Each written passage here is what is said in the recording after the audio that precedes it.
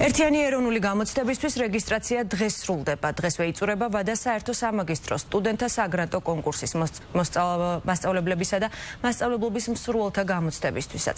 რეგისტრაციის გავლა შესაძლებელია ვებგვერდზე. 2 აპრილის 18 საათამდე გამოსაცდელმა უნდა გადაიხადოს რეგისტრაციის საფასური და შეასრულოს პირადი მონაცემები, აირჩიოს საგამოცდო ქალაქით ჩასაბარებელი საგნები, საგნის შეცვლა ან დამატება, ასევე გამოცდის ენის შეცვლა აბიტურიენტებს 10 აპრილის 18 საათამდე შეეძლებათ. ამ დრომდე ექნებათ მათ საგამოცდო ქალაქის შეცვლის შესაძლებლობაც.